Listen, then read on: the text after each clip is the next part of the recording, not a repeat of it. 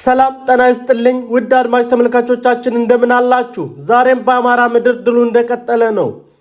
በሸዋ ሳሲት ከተማ ከአራት ቀናት ፍልሚያ በኋላ ነፃ ስትወጣ በጎንደር ገደብዬ ደግሞ የጠላት ካምፕ በጀግኖቹ ተሰብሯል። ከሁሉም በላይ ደግሞ ከጠላት ምሽግ ውስጥ ጀብድ ፈጽሞ ለወጣው ጀግናው ሲሳይ ታደሰ አርበኛ ዘመነ ካሴ የሰጡትን የ100 ሺህ ብርና የመሳሪያ ሽልማት እንዲሁም ሌሎች ዝርዝር መረጃዎችን ይዘናል። አብራችሁን ቆዩ። ከጠላት ካምፕ በጀብድ የወጣው ጀግናው ተሸለመ። አርበኛ ዘመነ ካሴ ለሲሳይ ታደሰ 100 ሺህ ብርና ክላሽንኮቭ በስጦታ አበረከቱለት። የአማራ ሕዝብ የህልውና ተጋድሎ ካፈራቸው ተናጥላዊ ጀግኖች መካከል አንዱ የሆነው ሲሳይ ታደሰ ወልዴ በፈጸመው አስደናቂ ወታደራዊ ጀብድ በአርበኛ ዘመነ ካሴና በከፍተኛ አመራሮች እጅ ደማቅ እውቅናና ሽልማት ተበረከተለት።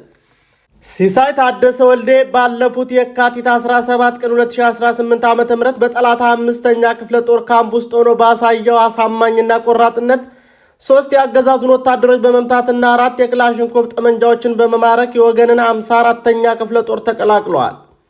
ይህ ጀብዱ ፋኖ በጠላት ምሽግ ውስጥ ሳይቀር ያለውን ተደራሽነትና የጠላትን ሰራዊት ስነ ልቦና መስበሩን በተግባር ያሳየም ሆነዋል። ለጀግናው ሲሳይ ታደሰ ወልዴ የተበረከተው ሽልማትም አርበኛ ዘመነ ካሴ የጀግንነት የክብር ምስክር ወረቀትና የ50 ሺህ ብር ማበረታቻ እንዲሁም ከክፍለ ጦሩና ከኮሮ አመራሮች ተጨማሪ 50 ሺህ ብርና የአንድ ክላሽንኮቭ ጠመንጃ ስጦታ ተበርክቶለታል። አርበኛ ዘመነ ካሴ ሽልማቱን ሲያበረክቱ እንደገለጹት የሲሳይ ታደሰ ተግባር እጅግ ባፍ የሚያስጭንና በትውልዱ ፊት ሲታወስ የሚኖር ልዩ ጀብድ ነው ብለውታል። ይህ ሽልማት ሌሎች መሰል ጀግኖች እንዲፈጽሙ የሚያበረታታ መሆኑም ተገልጿል። የአራት ቀኑን ለአስጨራሽ ውጊያ በአስደማሚ ድል ተጠናቀቀ። 44 የአየር ወለድ ኮማንዶች ሲደመሰሱ ሸዋ ሳሲት ነፃ ወጥታለች። የአማራ ፋኖ ብሔራዊ ንቅናቄ አፋብኃኝ ሸዋ ጠቅላይ ግዛት እዝ ለተከታታይ 4 ቀናት ሲያካሄድ የቆየውን ታሪካዊ ውጊያ በድል በማጠናቀቅ ሳሲት ከተማን ዳግም ሙሉ በሙሉ በመቆጣጠሩን የእዙ የህዝብ ግንኙነት መምሪያ አስታወቀ።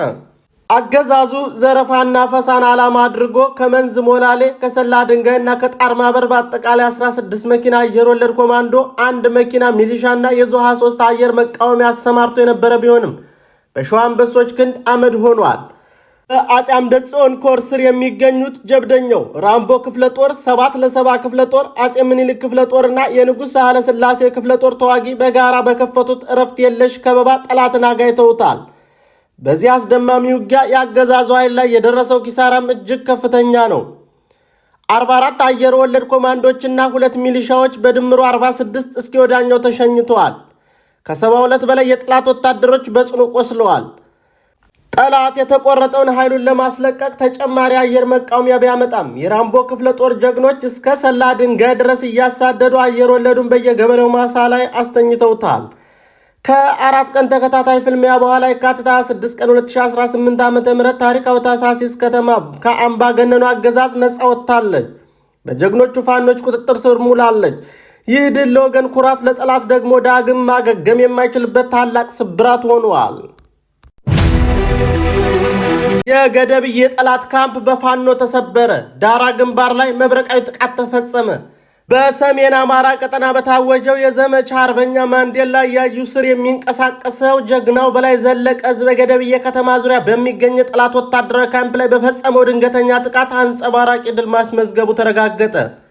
በገደብዬ ከተማ ዙሪያ ዳራ ተብሎ በሚጠራው ስልታዊ ስፍራ ላይ መሽጎ የነበረውን የአገዛዙን ወታደራዊ ካምፕ ጀግናው ፋኖ ጥሶ በመግባት ከፍተኛ ጥቃት ሰንዝሯል። ፋኖ የጠላትን ምሽግ ሰብሮ በመግባት በከፈተው ተኩስ ካምፑ ውስጥ የነበሩ በርካታ የአገዛዝ ወታደሮች ሙትና ቁስለኛ ሆነዋል። ከባድ ሰብአዊ ኪሳራ ማድረሱም ባሻገር ፋኖ በርካታ የጦር መሳሪያዎችና ወታደራዊ ቁሳቁሶችን ማርኮ የታጠቀ መሆኑን የመረብ ሚዲያ ዘገባ አመላክቷል። በክቡር ሰማዕቱ አርበኛ ማንዴላ ያዩ ስም የተሰየመው ይህንን ዘመቻ አዳዲስ ውጤታማ የጦር ስልቶችን እያሳየ ይገኛል። በላይ ዘለቀ እዝ የሚከተላቸው ስልቶችም ውጤታማ የመከላከልና የመልሶ ማጥቃት እርምጃዎች፣ ፈጣንና ድንገተኛ የሆኑ የቆረጣና የደፈጣ ጥቃቶች። እነዚህ ስልቶች ጠላት በየግንባሩ እንዳይፈረካከስና የፋኖን ክንድ መቋቋም እንዳይችልም አድርገውታል። ይህ ድል ከወታደራዊ ስኬቱ ባለፈ ፖለቲካዊ ፋይዳው የጎላ ነው። በላይ ዘለቀ እዝ በዘመቻው በተቆጣጠራቸው በርካታ ይዞታዎች ላይ የብልጽግናን አምባገነን መዋቅር ሙሉ በሙሉ አፈራርሷል። በአገዛዙ መዋቅር ፋንታ በአዳዲስ ሲቪል ህዝባዊ መዋቅሮች እየተካም ይገኛል። ይህ ፋኖ አካባቢውን በራሱ የማስተዳደር አቅም ላይ መድረሱን የሚያሳይ ትልቅ እርምጃም ነው።